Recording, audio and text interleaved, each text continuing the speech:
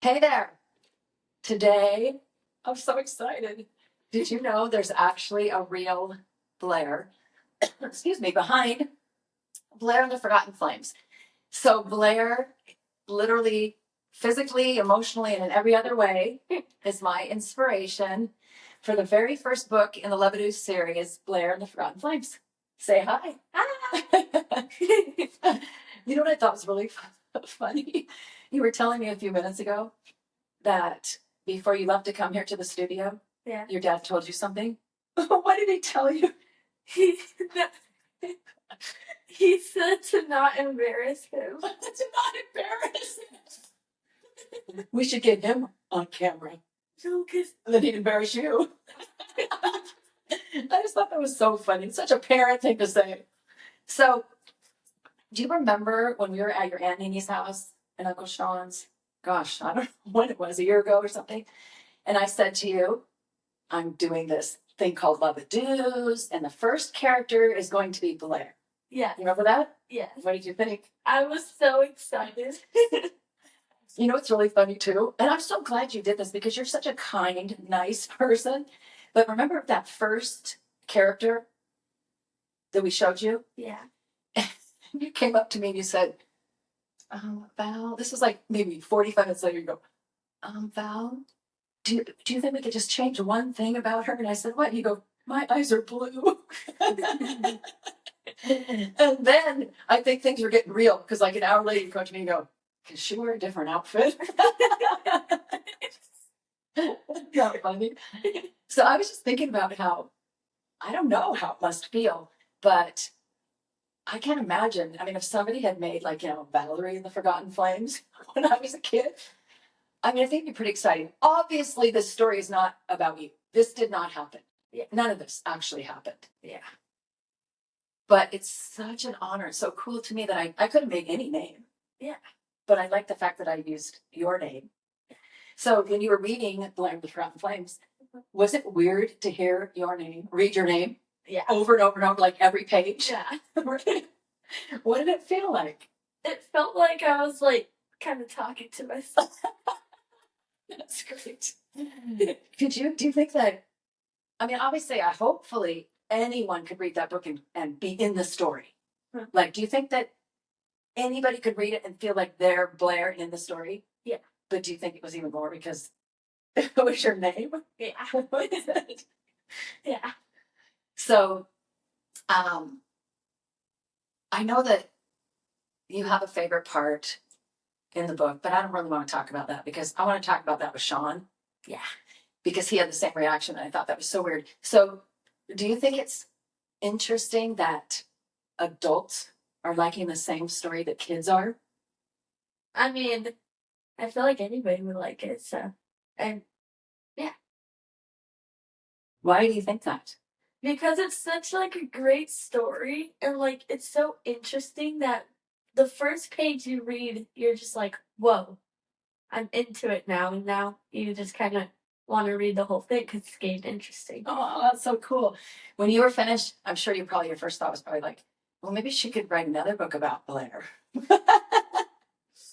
But you know what's coming next. Yes. Is Madison and the Clock Tower of the First Hour. So do you feel just excited to read that one?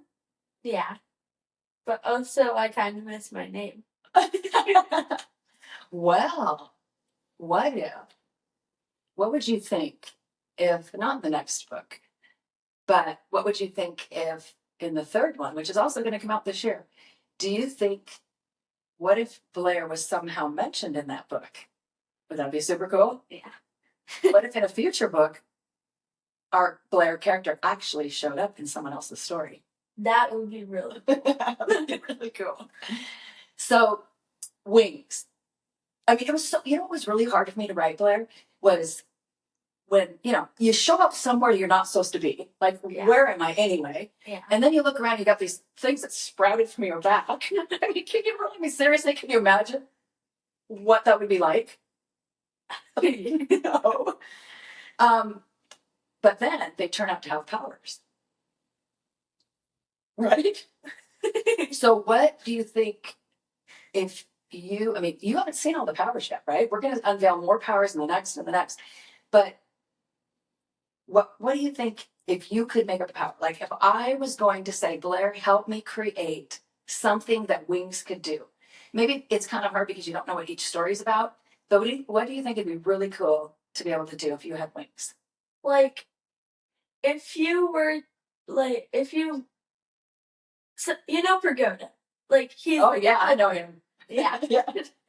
If he, like, if one of the helpers got lost or something, your wings could, like, glow or, like, send a warning that, like, oh, this, your helper is lost. You need to help find them. And yeah. Wow. You have no idea what the other wing powers are, do you? She doesn't know. But actually, we have a wing power that is very much like what you just said. Mm. But now you're making me think about how I could use that same wing power in a different way, like a beacon. Yeah. Ah, that's so good. See, maybe do you think you could come over sometime? I mean, seriously, and we could kind of talk about some of the next stories, and you could help. Yeah. Do you think that'd be fun? Yes. Okay. Do you think your Aunt Nitty would bring you over? She's back there. Oh yeah, of course. So I wanted to ask you something else, and then I'm actually going to ask Nini to come and join you because I don't know where I came up with this, but honestly, it's one of my very favorite things in all the books that I have planned is what we did with bringing Nini into that book. So if you went to Blaze Wake, you know, the desert region of Lubadoo, if you went there, where would you like to go most? So before you just say it, I'm going to read off all the destinations. Very unique in Blair, the Forgotten Flames, is that there were all these different destinations. I mean, plus you're riding a coyote. Oh, close enough. The Palms. Remember the Palms where you first saw Corthonox. Corthia, the Remembering Pillar. The Dunes of Doubt. Well, no one was hard. It sounded like in the chamber. Remember that serpent came and that big bull, that the wings and the hourglass on the wall and all that? Yeah. The Living Maze, where your favorite scene is, or the Salt Flats at the very end, the last battle. Where do you think you'd like to go? If you could really be Blair in that story, where do you think you'd like to go? The last one, the Salt Flats? Yeah. Why? Because, like, it was just the most interesting to me. Like, when I read it, I was like, oh my god. I know, I love how the flame came up Mm-hmm. and it wasn't even hot. Like it was the ultimate. Yes, that was super cool. So I just wanted to ask you one other thing. You don't have to, say anybody's name or anything like that. Just like in general. Have you ever known or known about somebody like our fake character in the book, Jessica Carlisle, who in this story was Blair's best friend and kind of really became the mean girl? Sorry, spoiler alert. Have you ever known a situation like that? I've had a bunch of them, honestly.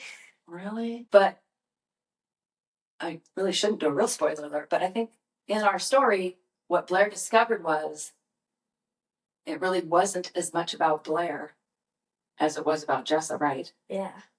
Don't you think that's what it is when people are mean? It's really not even about who they're being mean to. Yeah. It's about how they're feeling themselves, like on the inside, and then they're kind of taking it out on other people. Totally. Do you think you could remember that? Like if that happens to you again, that you can just remember that it really isn't about me, and don't let that, change who you are, how you feel about yourself. Yeah. So that's why I love these stories so much, because we can have these lessons like that, but in a fun and magical way. Yeah. Right? Yes.